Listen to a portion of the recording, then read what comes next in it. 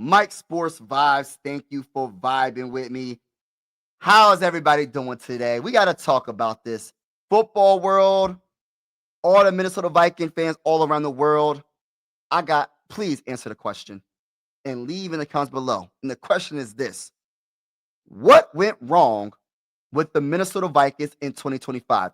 We're going to talk about Kwesi and his draft picks. We're going to talk about Kevin O'Connell. We're going to talk about just a lot of different things. J.J. McCarthy as well. Max Brosmer about to start, which is crazy to even think about, but it's about to happen. And I'm going to be honest with you. It's been absolutely horrible from where we went from last year to what it is right now.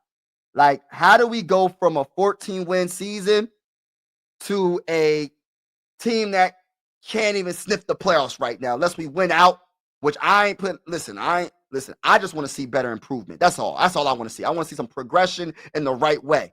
And now, let's talk about Kwesi first, y'all. And this is what I want to say, because, yes, I'm with firing anybody, because I look at it like this. As a Minnesota Viking fan, we deserve better than what we have been seeing this season.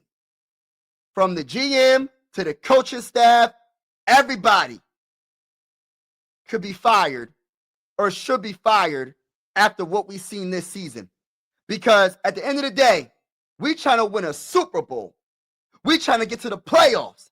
And I understand Sam Darnold didn't do nothing with us last year when it came to the playoffs, but at least he got us to the playoffs. And part of the reason was that good defense we had last year as well. But at the end of the day, in order for you to have a chance to win a Super Bowl, you got to get to the playoffs. And right now, we're nowhere close. Can I talk that talk? Talk that talk. Make sure you hit that like button, hit the subscribe button. Let's get to Kwesi, and let's talk about, and this is what I want to say.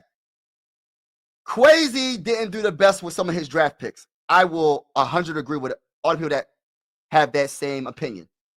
But at the same time, there's picks that we weren't patient enough when it comes to developing. There's not one perfect prospect coming out of college. So if Ed Ingram was the worst guard that we've seen in a very long time being in the Minnesota Viking uniform, but he goes to a whole nother team and looks halfway decent, or one of the best guards in the game with the Houston Texans, we have a problem, ladies and gentlemen. We have a problem. Let's talk about Ed, right? Ed Ingram. Do y'all remember who Ed Ingram is? Ed Ingram was a second-round pick that did not look good with the Vikings. So why did he look good? Why does he look good with the Texans but not with the Vikings? Now, I don't usually go by PFF grades all like that, but in 2025, this man is ranked the 7th best guard in all of football. His overall grade is 77.4. His pass block grade is 65.3. His run block grade is 81. And he's 5th when it comes to all the 81 guards.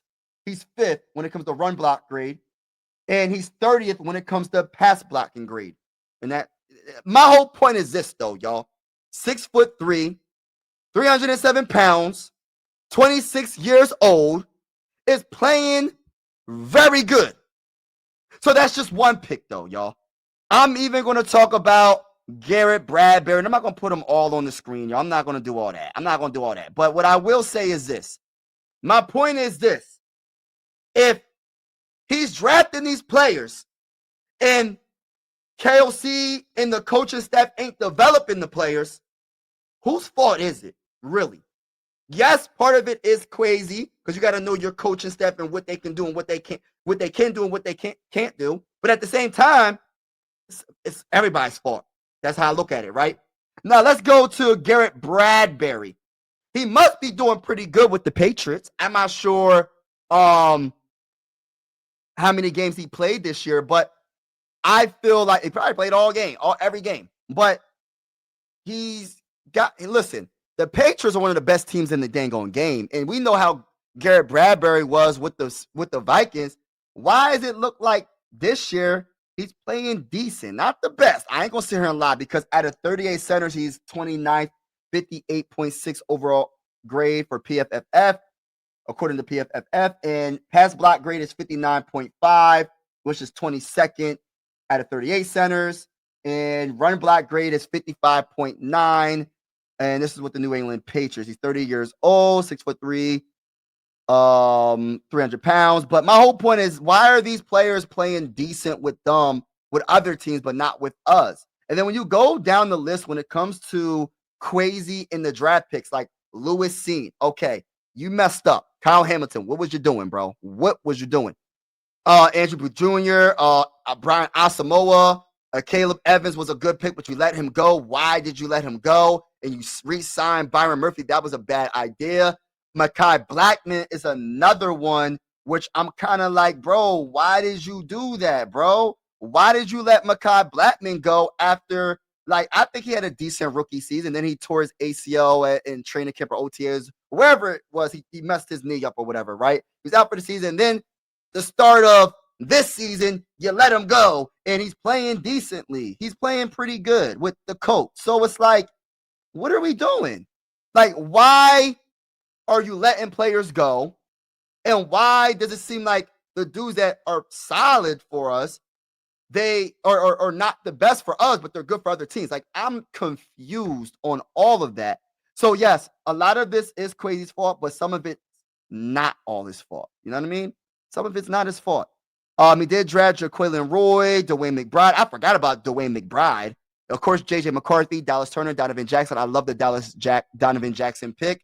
I love the Dallas Turner pick. I think Dallas Turner starting to do his thing. J.J. McCarthy to be continued. And we're going to get right to J.J. McCarthy right now. I think that people are very critical of J.J. McCarthy, which they should be. We want to see better quarterback play. But my whole thing is I blame the coaching staff, because if you're going to let Sam Darnold go, right, you're the one that's seen J.J. McCarthy at practice. You're the one that's seen him. So if you're going to put your eggs in one basket and not have a suitable backup, that's Crazy's fault as well. I feel like the Sam Howell, that we got lucky with the Carson Wentz. Carson Wentz kept us afloat a little bit until he got hurt. But it's like we need a good backup. But forget that right now. Let's get back to J.J. McCarthy. So J.J. McCarthy, in my honest opinion, leave in the comments below, what is your opinion about J.J. McCarthy? I understand a lot of people are saying, well, he won in high school, he won in college. When he won with the Wolverines, he didn't pass the ball all like that, and yada, yada, yada, yada. Why did they draft him with the top 10 pick? Well, they believed in him. Maybe their first choice wasn't J.J. McCarthy. Maybe it was Drake May. The rumor has it that they wanted to go trade up with the Patriots and get Drake May, but the Patriots said, nah, bruh. Nah, bruh. Nah. So it didn't happen. It takes two teams to make the trade happen. But they went for J.J. McCarthy. Maybe they would have went with Michael Penix, but Michael Penix went to the Falcons that were ahead of us as well. You could have went Bo Nix, but you didn't look at Bo Nix as well. And I don't know if Drake May would have been good in this offense, and we're going to talk about that later in this big giant rant that's going on right now. But let's talk about J.J. McCarthy, right? I was a big Drake May guy. Before we drafted J.J. McCarthy, I was talking to people that said, oh, you don't know football, Mike. You're like, I watch hundreds of hours of film, and I know that Drake May is going to be a bust. And let me hit them with the stop the cap. Stop the cap. Really, stop the cap. And I'm not really trying to talk about Drake May, but my point is, I was rocking with Drake May. My eyes told me differently than what these dudes were telling me. And I'm not trying to say I told you so about Drake May, because it's still early. And I'm not saying that J.J. McCarthy can't be a good quarterback. But right now, it's night and day when it comes to Drake May and that bull J.J. McCarthy. Now, J.J. McCarthy's young. I don't think it's all his fault why he's not looking as good in this office, because I feel like KOC, Kevin O'Connell, isn't running the ball enough, and his play calling is awful a lot of the times, especially after the scripted plays. He can't make the adjustment to the opposing team, adjusting to what he's doing, and at halftime we get obliterated, and it doesn't make sense. But J.J. McCarthy, his accuracy is questionable, his mechanics are questionable, his footwork is questionable. so far this season, even though he's 22 years old, and I'm hoping the best for the man, 929 throwing yards, which is 36 in ranked in the whole NFL. He threw for 6 touchdowns, which is 34th in the whole NFL. 10 interception. It's just crazy. Tied for 77. QBR is 24.2. I mean, listen, my whole thing is this. He can control some of the things. I mean, he can't control everything, but he can't control the wide receivers dropping passes. I understand that. But when you have Justin Jefferson and he's wide open and you throw the ball over his head 5 yards, what can you do with that? When TJ Hockenson is wide open and you throw it 5 yards behind him, what can you do with that? When you throw a deep pass, this happened against the Packers. We just took an L to the Packers. When he sailed the ball over the head of Jalen Naylor about 5 yards over his head and it was an interception, what can you do with that? So he has to work on those things. And just because I'm saying that doesn't mean I don't like JJ McCarthy. Doesn't mean I feel some type of way about JJ where I'm like, oh, I hope he fails. No, I just want him to be better because I don't pick one player over the team. This is not JJ McCarthy, Vikings. This is the Minnesota Vikings. It's a team sport. And yes, the quarterback is the most important position on that football field. And I just want him to play better. That's all I'm saying. Yes, I'm not giving up on him, not necessarily, but I'm going to say this. If Max Brosman shows something, it's going to get very spooky for JJ McCarthy. So in 6 games, JJ McCarthy has not looked the best. And let's just keep it real. It's okay to keep things real.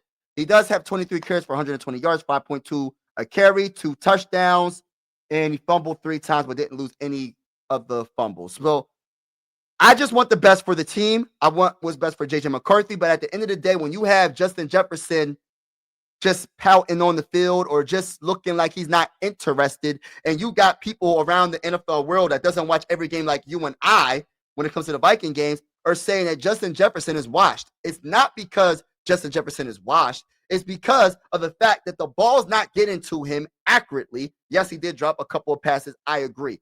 But it's not getting to him enough accurately. And then you let Sam Darnold go. And now I'm about to start getting into the whole KOC, right? Because, and crazy again. Because my whole thing is this. Y'all knew or know way more than an average fan like me when it comes to JJ McCarthy and if he's ready or not. You could have made him sit one more year, franchise tag Sam Darnold, and see what happens from there.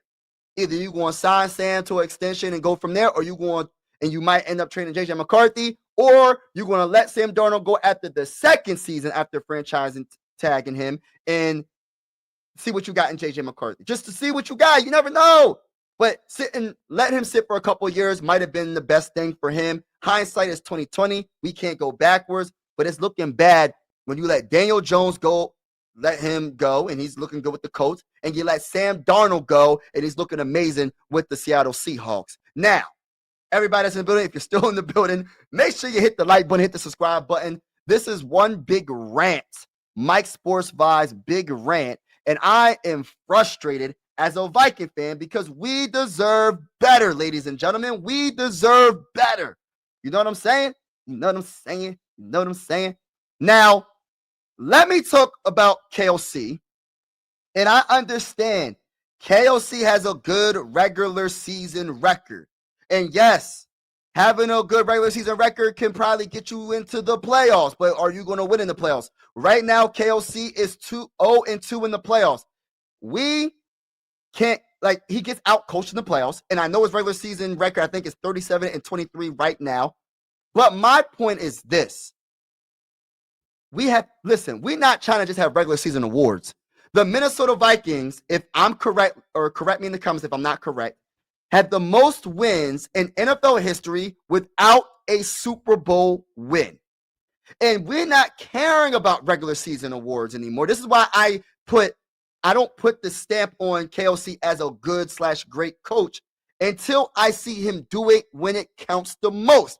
And when we went against the Giants a couple years ago, and we got obliterated by Daniel Jones, and Kirk Cousins threw the ball to T.J. Hockenson, expecting him to break a tackle to get 8 yards. That's another story another day, but you get what I'm saying. We got outcoached. Our defense was absolutely horrible. He didn't want to fire the defensive coordinator.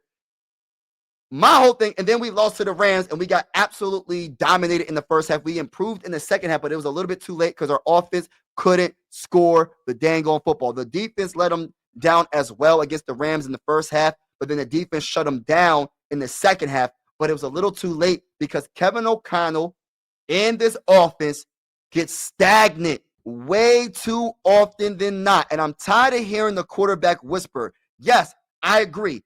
I feel like Kirk Cousins played his best football with KOC. Yes, I agree. Sam Darnold played his best football with KOC last year, right? This year he's playing pretty good, but I think he even played better last year. He made Joshua Dobbs look like a real-life superhero for like 2 games or 1 game and a half. And Nick Mullins looked decent. Not the best, but looked decent. Who else was the quarterback? But my whole thing is this. When we need you to develop a quarterback, can you develop a quarterback? Do you have the right team on this team, the right coaching staff on this team to develop a young quarterback? Because right now it doesn't look like that. Because your play calling, you don't run it. You gotta match the talent that you have on the team, not the other way around. You can't run an offense that pretty much says we're going to throw it 30 yards down the field or 20 yards down the field every single play when our offensive line is banged up. When our offensive line is banged up, you have to change your play calling. That's a sign of a good coach. That's a sign of a good coach or a great coach. Because not only winning regular season games, but getting to the playoffs and winning playoff games, but adapting to what's on your team. It's kind of like on defense, right? If you say we was to sign Danielle Hunter, by the way, Danielle Hunter, we should have signed. That's another mistake Quasi made. Come on, Quasi. I like Jonathan Kennard, but he ain't doing nothing this year. Hey, listen, man. Quasi. What was you thinking? Danielle Hunter with the Texans is amazing, right? So my whole point is this.